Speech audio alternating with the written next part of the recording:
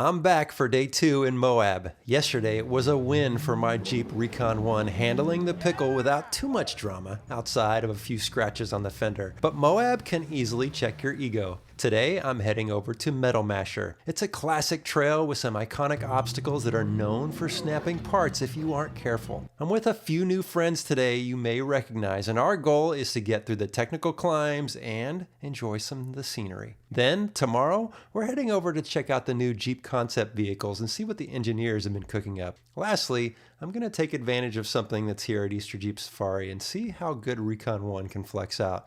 But first, Metal Masher. And today, the desert decided to give us a real-world stress test. Someone's Jeep in our group hit its limit, and we've got a catastrophic failure on our hand. It's not going to be an easy fix. Let's hit the trail. Good morning, guys. We could not stop talking last night about how much fun we had on the trail yesterday. It was just a blast. Today, we're going to go have a whole lot more fun, and our group has changed a little bit. Marco and Jerry are still with us, Sean's here, but we've had some people that had other obligations, and we've had some other people that are coming to join us. So we're going to air down, we're going to head up the trail, and we're going to go get after it on Metal Masher. In all the years I've been coming to Moab, I've never tackled this iconic trail that I've heard so much about. Metal Masher is a difficult trail rated a 7 out of 10. It's only 7 miles long, but it should take us about 3 hours to complete. At least that's what we thought. It has a little bit of everything, some scenery, some easy and moderate sections, and some really challenging sections, many of which have an optional bypass, but we didn't come here for the bypass today. All right, we're making the climb up Gemini Bridges Trail, which if you have never done this trail, it's incredible. Now we're only doing a portion of this because this is what gets us to Metal Masher, but it's a little bit of a shelf road and you get up pretty high, but the views up here are spectacular. Now I have never done Metal Masher in all the years I've been coming here, and it's one of those trails that I've just been wanting to do, and I'm with the right group of guys today to go do it, and especially after building a little bit of confidence in Recon One, doing the pickle yesterday. Well, I think today should perform just as well, but I'm excited to just hang out with some good friends today. It's going to be a blast. Gemini Bridges is an incredible trail, and while Metal Masher may not be everybody's cup of tea, I definitely encourage you to check out Gemini Bridges in Moab if you haven't run it and you have the time. It's not crazy hard, and it's extremely scenic. One of Regina and my favorite casual day trails out here. One of the great things about Easter Jeep Safari is you run into so many old Jeep friends out here. We've probably passed 3 groups already on the trail today, and just talking and saying hi to people I haven't seen in a long time. It's really nice.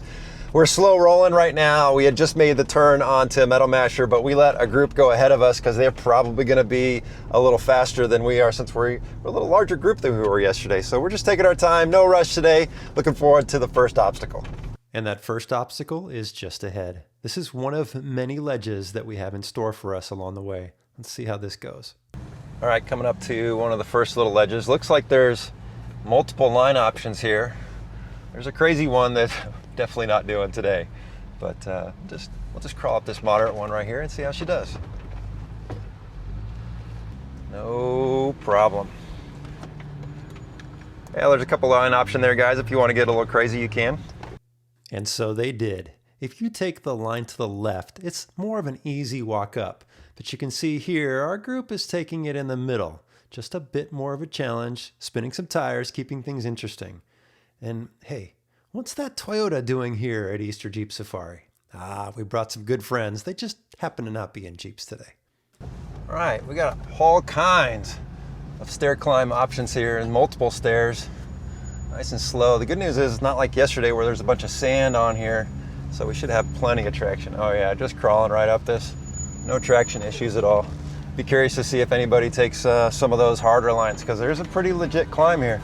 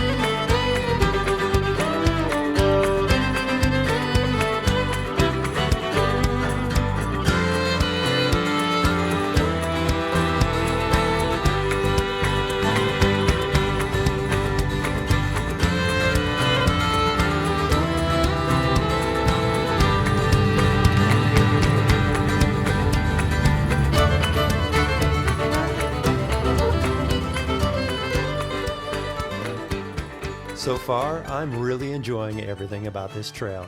Meadow Masher has lived up to the hype. There is just enough challenge to keep you focused, but not make you feel like you are struggling to get through. But now, as we get closer to the halfway point, the trail is about to throw us its toughest test yet.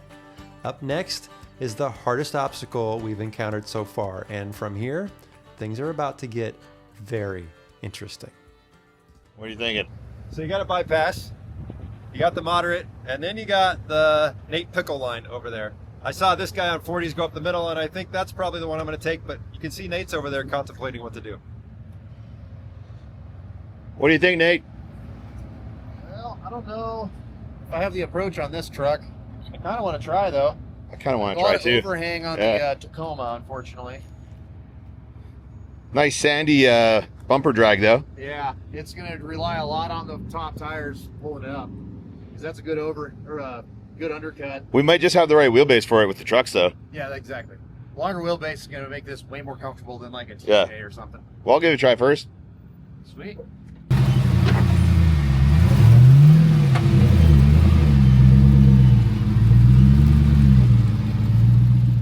The general rule out here in Moab is when you are with a group is 3 good tries, and then you either pull winch or you back out and take a different line. Sean gave it a solid effort, but he was dealing with electrical issues yesterday that were affecting his lockers, and that may have been part of the struggle here. After no luck, he opted for a slightly more moderate line. Nate, on the other hand, made it look easy his first try.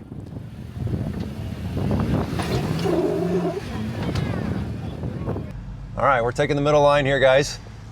It's a good little steep climb, and there's a little bit of an undercut there, but I think if I can get that front driver's tire on there, we're gonna be okay.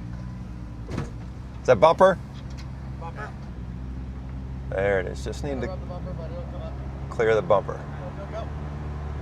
You're up. There you go. Now we got to get up it.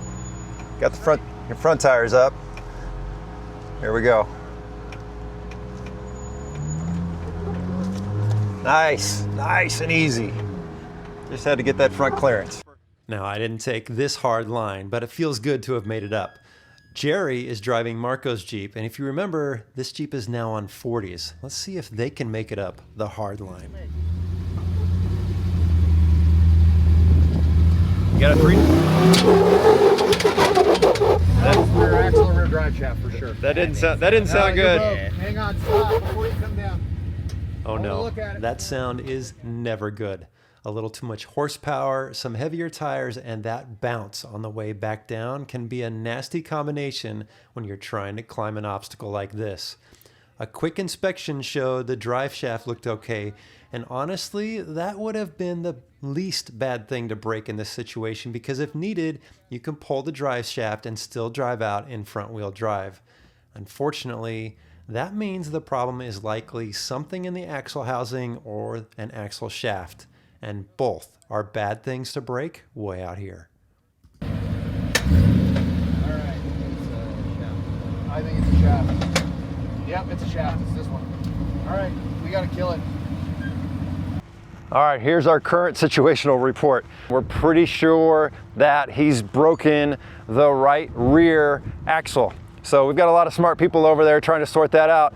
The challenge is you can't really drive out of here like that, so we're gonna have to figure out what our next move is. We are about a third of the way done of this trail, and we have a place that we have to be this evening. That may all be canceled. This may be a long day. Yep, right at the splines. Right at the splines. Twisted. No, they're super twisted. So that's a factory shaft for sure. Yep. When they're not factory, they don't usually twist like that. Chromoly just snaps. Generally, when you break a factory axle shaft, you're not getting off the trail without either replacing it or risking a lot of damage to the axle housing.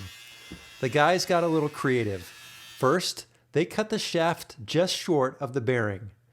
Then, using a little ingenuity and with the help of a strong magnet, they were able to reach down the axle housing and pull out the broken end of the shaft. It's like that game Operation. Don't hit the side. Don't hit the side, Jerry. It sounds so Yeah, I heard encouraging. it. I was gonna say that clicking. So satisfying. Drill a hole in and you make a necklace out of it. Dang. We call those trophies where I come from. Good job, boy. That I've never seen one that is that smoothly sheared. That's crazy, dude. All right, we've been hanging out here for about an hour. Thankfully, we have Starlink, so we were able to make several phone calls. We all posted on social media asking if anybody has a rear axle, and so far, nothing. So what they've done is reinstalled the hub and the bearing, and that should at least get us down the hill, and then we can call a tow truck from there, because that's not something you want to drive on the freeway, but at least it's a trail fix, so we should be good to go to at least get off the trail. So a couple of people are going to keep going. Unfortunately, I won't be finishing Metal Masher today. We're going to turn around and limp our way out of here. So after getting everything back together and licking our wounds, it was time to say goodbye to a few people in our group as they headed on. Now the question was whether this trail fix would hold long enough to get us out of here. So the good news is it's mostly all downhill on the way out of here. There's a couple little obstacles we have to go over, and Marco's having to drive in two-wheel drive. So we have pulled strap just a couple times just to help a little bit so he's not putting any stress on that axle. But so far, crawling out of here, which is really nice. I could have made for a long night if we hadn't had Jerry and Nate doing a nice little trail repair.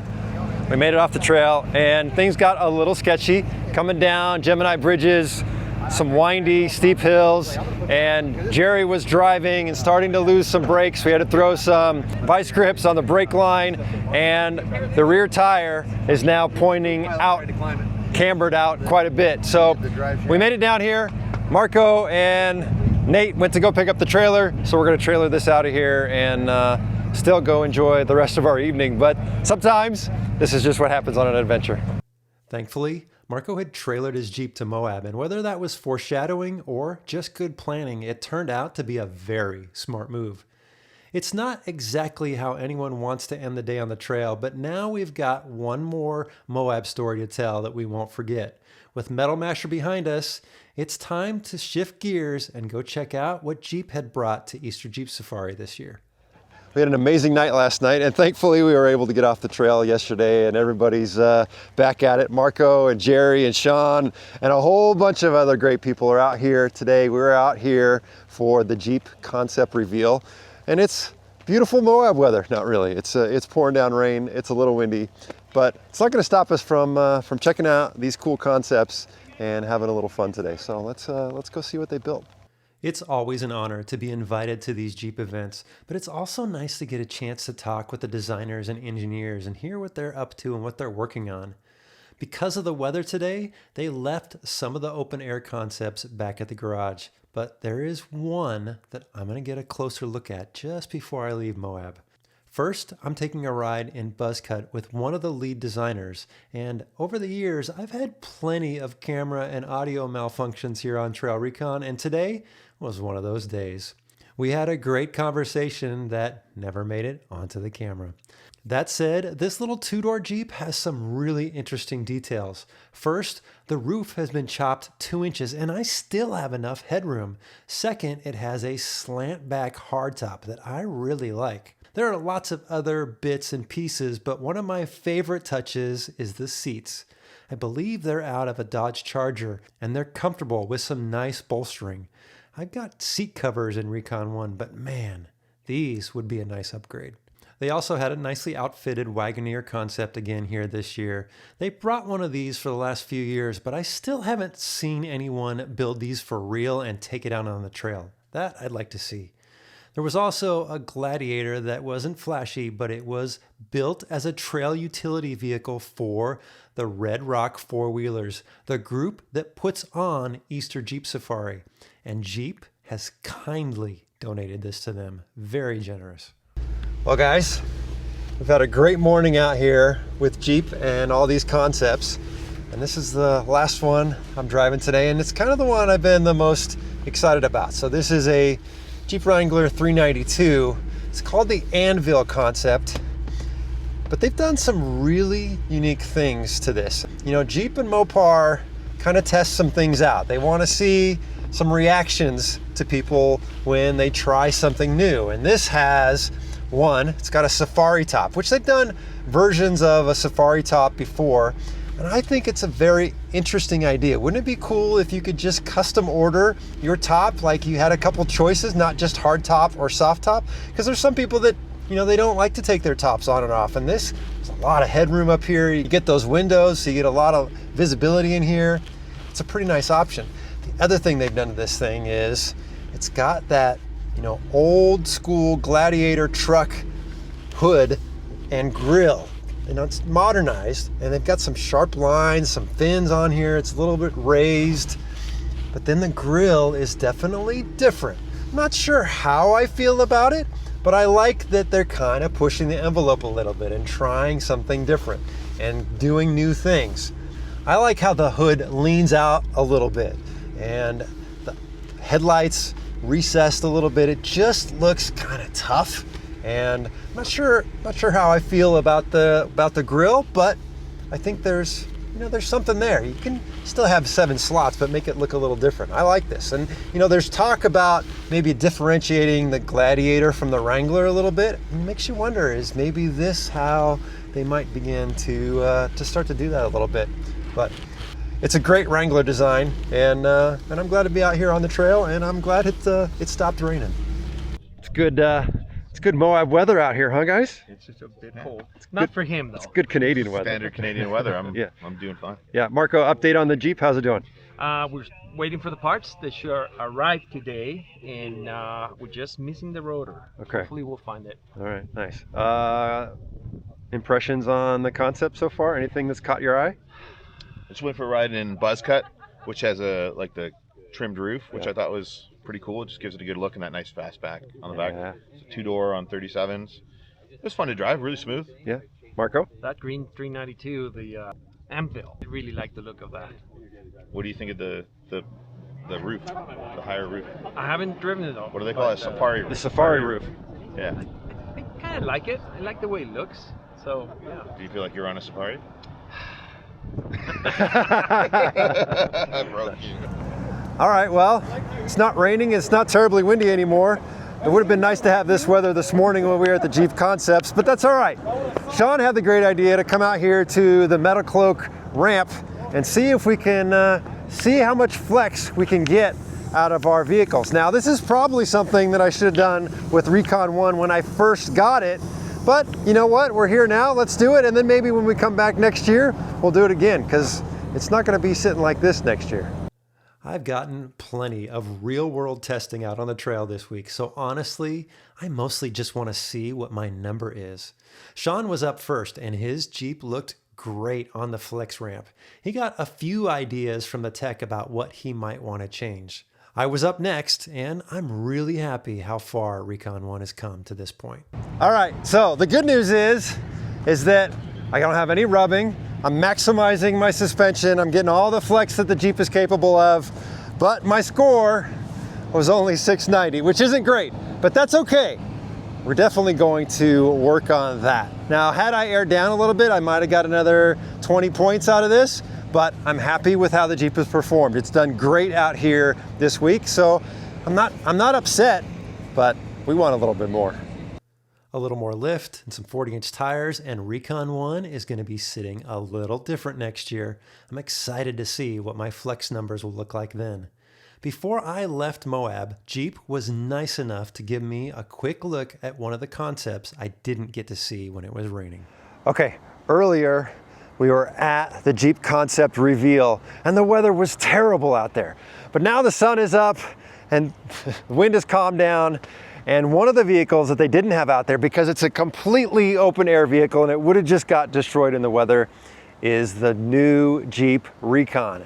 And well, Jeep has been nice enough to let us come out here at an undisclosed location and take a close-up look. And let me just tell you, first impressions, like, it's bigger than I expected. It's a little bolder than I expected. I kind of like it. Let's take a look around. All right, so here it is. This is the Jeep Recon. It's an electric vehicle, and I genuinely thought this was gonna be much smaller than it is, but it's actually just a hair bigger than a Jeep Wrangler. And guys, it's boxy, It's brawny, and with the mud tires, it's got a 2-inch lift. These are 34-inch tires. It looks pretty capable. Like, I would take this out on the trail right now and go bomb around the desert. The front end has got that kind of new modern Jeep Cherokee look. It's got a square body lines on it. The interior is really plush. I mean, this is a very nice interior. And if you look at the steering wheel, I wasn't sure how I'd feel about the steering wheel, but I like the lines on it. It's very comfortable. The layout is really nice. And if you look down here, we got all kinds of modes. We got rock, snow, sport, auto, and then there's a e-locker. So this has an actual mechanical locker. It's not anything fancy with a bunch of brakes. That is a very nice feature that will get you out of a lot of sticky situations. The back is very roomy. I sat back here, there's plenty of leg room. I'm 6'2", that works out well. You've got all the USB-C connectors. It's got heated seats in the rear. When with the doors off, heated seats for your passengers. How nice would that be?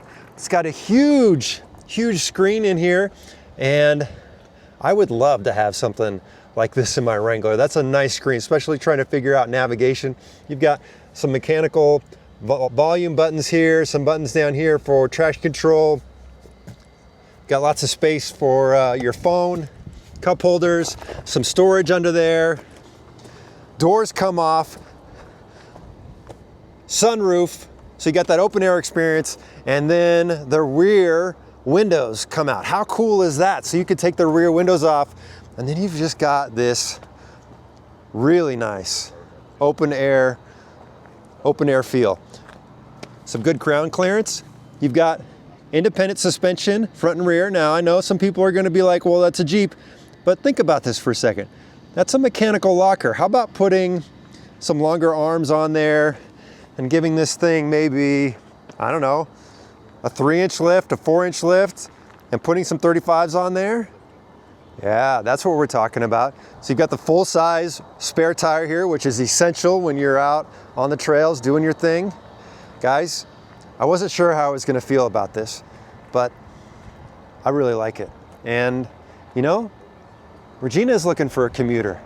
She's looking for something that she can take out on the trails on the weekends and be practical driving during the week. She's not getting rid of her little yellow 2-door, but this could be a nice daily for her.